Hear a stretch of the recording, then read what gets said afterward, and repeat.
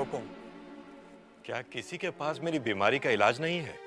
महाराज, अब तो उत्तम प्रदेश में गली गली में विदेशी दूध बिकता है। सेठ, साहूकार, बैंक दाल, चावल, आटे, घी के लिए भी किश्तों पर ऋण दे रहे हैं। यावत जीवेत सुखम जीवेत ऋणम कर्तवा घृतम पीवेत। चारों ओर यही शोर है कि जब तक जियो सुख से जियो, उधार लो पर घी पियो।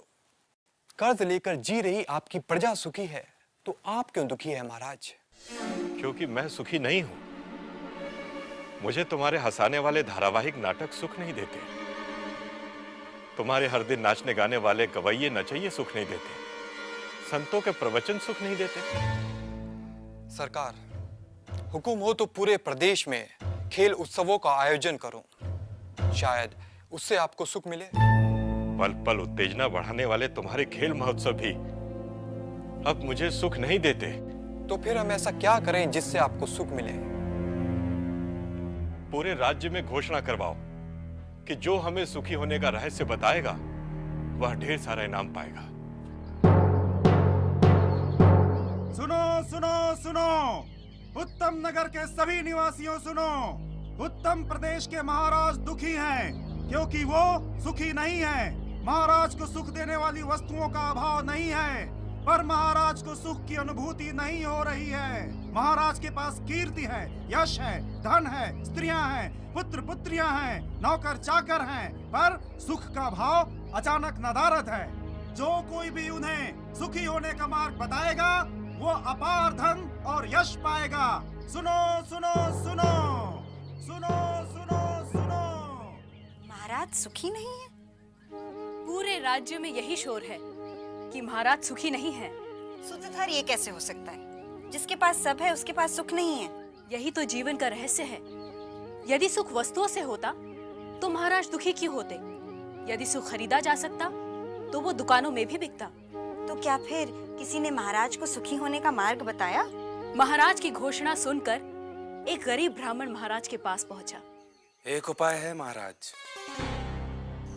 क्या? महाराज, किसी ऐसे आदमी की कमीज पहने जो सुखी हो।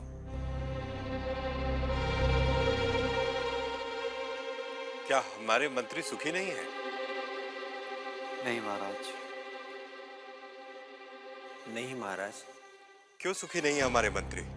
जिन्हें राजकोप का भय हो, राज सुख छिन जाने का डर रहे, वे कैसे सुखी रह सकते हैं महाराज?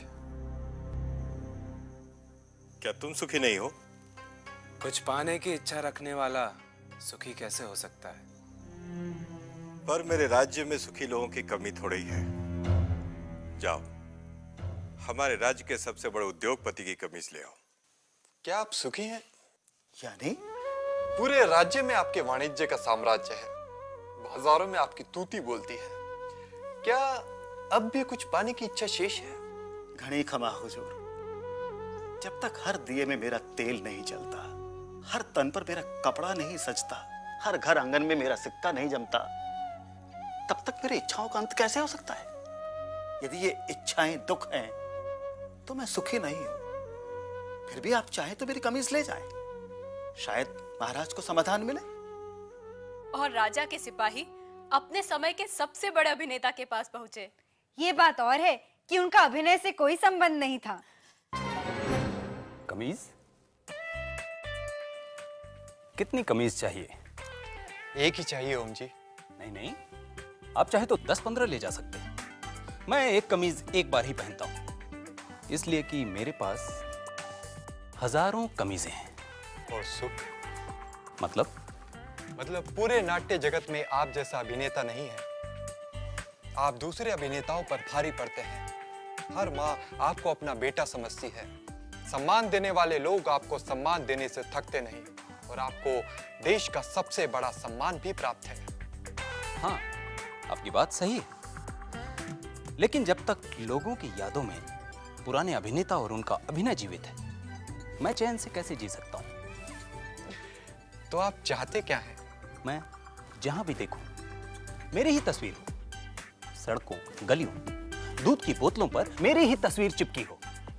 मैं लोगों के दिलों पर कब्जा करना चाहता हूं। और अभिनय?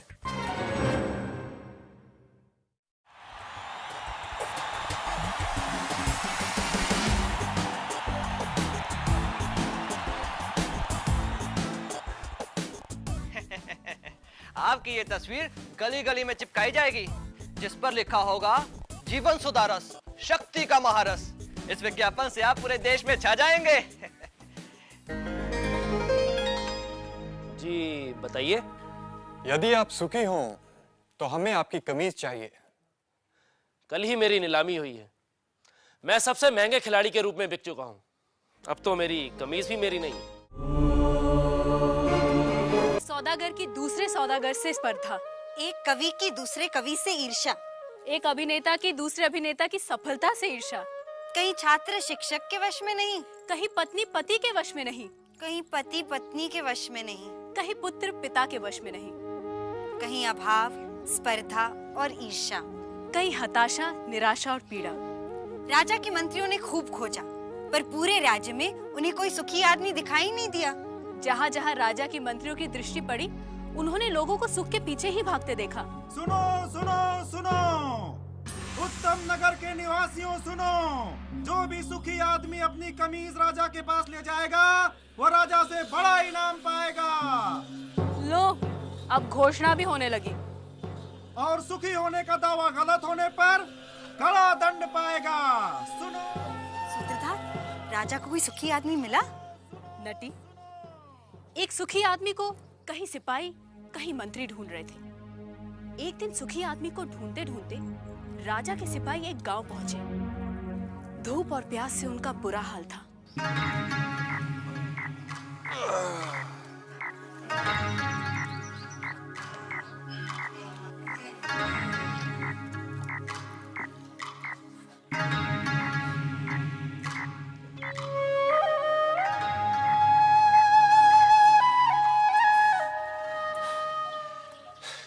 सुखी आदमी की तलाश में राजा ने हमें दुखी कर दिया है। समझ में नहीं आता, क्या पूरा संसार ही दुखी है?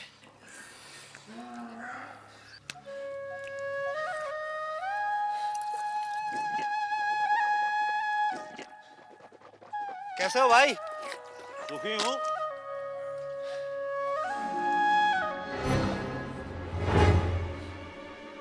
सुखी हूं।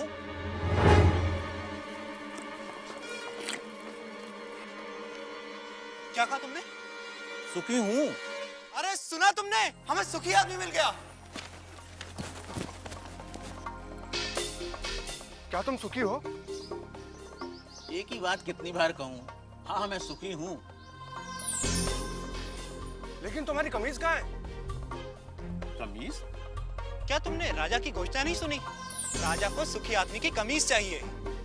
पर मेरे पास तो कमीज नहीं है। क्या तुम्हारे पास कमीज भी नहीं है? फिर तुम सुखी कैसे हुए? मेरा सुख कमीज में नहीं है, मैं ही सुख हूं। अन्नदाता, वह कह रहा था कि उसका सुख कमीज में नहीं है।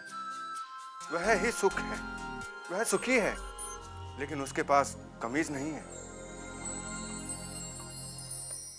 बलभद्र, उसे मेरे पास ले आओ।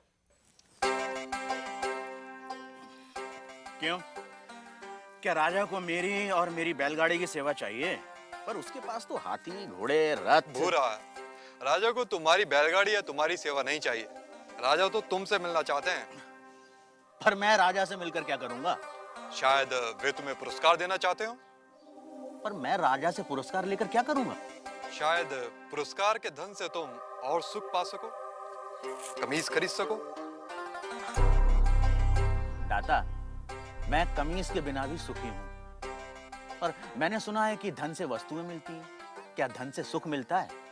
और जो सुख से भरा हुआ है उसमें और सुख कहां से समाएगा? अगर राजा मुझसे मिलना चाहते हैं तो वो यहां आ सकते हैं, मैं उनसे मिल लूंगा। गाड़ीवान ने आने से मना कर दिया अन्नदाता।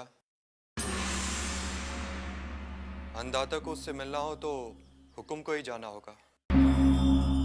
और गाड़ीवान से मिलने राजा अपने मंत्री, हजूरियों, दासों के साथ गाड़ीवान भूरा के गांव पहुंचा। भूरा, भूरा, भूरा। अभी कहीं नहीं जा पाऊंगा, मेरे बैल सुस्ता रहे हैं। भूरा, अन्नदाता तुमसे मिलने आए हैं। भूरा, कहिए। तुम जो मांगोगे मैं तुम्हें दूंगा। हाथी घोड़े दास दासियां जो चाहे मांग लो, पर मुझे सुखी होने का रहस्य बता दो। मुझे नींद आ रही है राजा, मुझे सोने दो। राजा हैरान था। दूसरी बार राजा फिर बड़े दल बल के साथ आया। भूरा, भूरा, हाथी घोड़े दास दासियां जितनी चाहे मांग लो, पर मुझे सुखी होने का रहस्य तो बता दो। राजा, हाथी घोड़े दास दासियों के बिना भी मैं सुखी हूँ, फिर कभी आना। तुम्हें क्या चाहिए भूरा? मांग कर तो देखो। मुझे सुखी होने का रहस्य तो बता दो।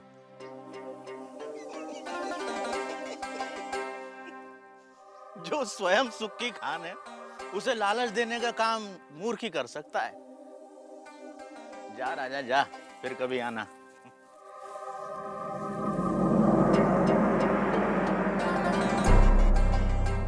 और राजा चला गया।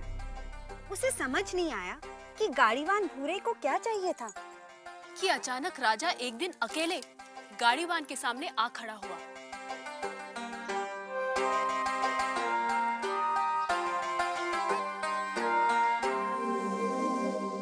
हुकुम। तू फिर आ गया? जब तक आप सुखी होने का रहस्य न बता देंगे, मैं तंग करता रहूंगा। मेरी पीठ खुजा सकेगा? हाँ मालिक। ला, खुजा। रहने दे, रहने दे। ठीक से बैठ जा, बैठ ठीक से।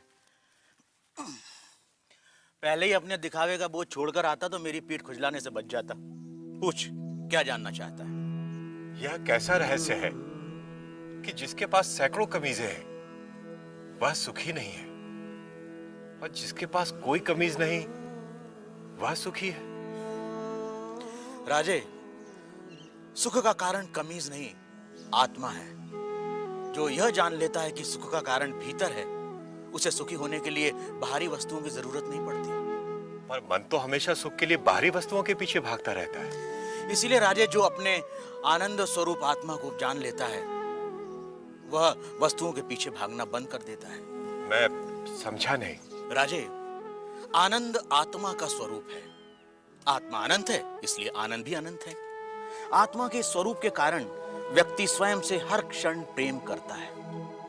क्या कभी सोचा है कि व्यक्ति बूढ़ा हो जाता है, बीमार हो जाता है, इंद्रियां साथ छोड़ रही होती हैं, मौत द्वार खटखटा रही होती है, फिर भी आदमी जीना चाहता है? क्यों? क्योंकि हर व्यक्ति स्वयं से हर क्षण हर समय प्रेम करता है। यदि दुख स्वयं का स्वरूप होता तो क्या मनुष्य कभी स्वयं से इतना प्रेम करता? कभी तुमने सोचा है कि कभी कभी आत्महत्या का विचार क्यों आता है? नहीं मालिक। क्या है आत्महत्या का विचार? क्यों भावना के वश में आदमी मन, बुद्धि और शरीर आदि को खत्म कर देना चाहता है? क्योंकि आत्महत्या का विचार भी आत्म प्रेम को ही व्यक्त करता है। जब व्यक्ति दुख और दुख देने वाली स्थितियों से छुटकारा नहीं देखता, तब वह अज्ञानता में आत्महत्या को ही दुखों से छुटकारा पाने का रास्ता समझता है। इतना है मनुष्य का स्वयं के प्रति प्रेम कि वह अपने अस्तित्व को भी समाप्त कर देना चाहता है। सुख भीतर है तो मनुष्य बाहर संसार के पीछे भागता क्यों है? क्योंकि वह स्वयं से प्रेम करता है। मनुष्य जिसकी भी अभिलाषा करता है, चाहे वह धन हो या वैभव, पत्नी, पति या पुत्र हो, वे सिर्फ उपकरण हैं जिनकी अभिलाषा मनुष्य स्वयं के सुख के लिए करता है। मनुष्य अपनी प्रियतम वस्तु या संबंधी को भी छोड़ देता है यदि वह वस्तु या वे संबंध दुख का कारण हो जाए। इसलिए मनुष्य सबसे अधिक स्वयं से प्रेम करता है। कोई भी व्यक्ति, चाहे वह संसार को पाने या संसार को छोड़ने की राह पर ही क्यों न चल रहा हो, वह स्वयं के लिए ही है। स्वयं के लिए इतना प्रेम कि या तो सारा संसार या संसार नहीं। स्वयं के प्रति इतना प्रेम ही आत्मा के सुख स्वरूप का प्रमाण है। यदि ऐसा नहीं होता तो मनुष्य दुखों से प्रेम करता। क्योंकि अज्ञानतावश हम अपने आनंद स्वरूप को नहीं जानते, इसलिए इस आशा में संसार और वस्तुओं के पीछे भागते रहते हैं कि वह हमें छोटे छोटे सुख देगी। यह ठीक वैसा ही है कि जो सुखों का स्वामी है, राजा है, वह खुद को भिखारी समझ दूसरों से इसकी उम्मीद करता है। यही है अज्ञान की शक्ति। इसलिए राजे, संबंधों का और वस्तुओं का सुख स्थायी नहीं होता, परंतु आत्मा का आनंद असीम होता है। वो कैसे स्थायी है? राजे, जब भी हम किसी प्रिय व्यक्ति या प्रिय वस्तु को देखते हैं तो उससे आनंद होता है। इस आनंद को शास्त्र प्रिय कहते हैं। और जब हम उस वस्तु को पा लेते हैं या उस व्यक्ति से मिल लेते हैं तब वह आनंद कई गुना बढ़ जाता है। उसे मोद कहते हैं। और जब हम उस वस्तु का उपभोग करते हैं तब उससे प्राप्त होने वाले आनंद को प्रमोद कहते हैं। परंतु जैसे ही हम उस व्यक्ति या उस वस्तु से अलग हो जाते हैं वह आनंद भी समाप्त हो जाता है। इसलिए राजे, वस्तुओं का आनंद, व्यक्तियों का आनंद स्थायी नहीं होता, परंतु आत्मा का आनंद स्थायी और अनंत होता है। बुरा व राजा में आनंद पर लंबी चर्चा हुई, जिसे वेदांत में आनंद मीमांसा कहते हैं। सात्विक आनंद, राजसिक आनंद, तामसिक आनंद से लेकर अलग अलग प्राणियों और अवस्थाओं में आनंद की अनुभूति और उसके कारणों की बुरा ने मीमांसा की। पर अंत में राजा ने वह प्रश्न किया जो इस समय हम सबके मन में है। आर्य, यदि मैं ही आत्मा हूं और आत्मा का आनंद स्थान, समय, जन्म, शरीर, मन, बुद्धि और बाहर की किसी भी वस्तु से स्वतंत्र होता है, तो मैं अनंत, असीमित और पूर्ण आनंद का अनुभव क्यों नहीं कर पाता? राजे, यदि तुम अपनी आंखें बंद करोगे तो अंधेरा ही दिखाई देगा। जब तक तुम शरीर, मन, बुद्धि, संसार, वस्तुएं, रस, भाव और विचारों की ओर ही देखोगे, तब तक तुम उस अनंत, असीमित और पूर्ण का अनुभव नहीं कर सकोगे। इसमें गलती आत्मा की नहीं, हमारे दृष्टिकोण की है। इसलिए राजा, यदि सुख चाहते हो तो बाहर नहीं, भीतर देखो। तो सूत्रधार, क्या इसका ये अर्थ हुआ कि सुख की कामना ही आत्मा के आनंद स्वरूप का कारण है? तुमने ठीक समझा नटी। इसीलिए पूरा जीवन हम सुख की तलाश में रहते हैं। आप जो होते हैं, पूरा जीवन उसी की ही खोज करते हैं। हम आनंद है, इसीलिए हम अनंत सुख की अभिलाषा रखते हैं। इस सत्य को ना जानना ही दुख का कारण है। इसीलिए नटी, बाहर नहीं, भीतर देखो।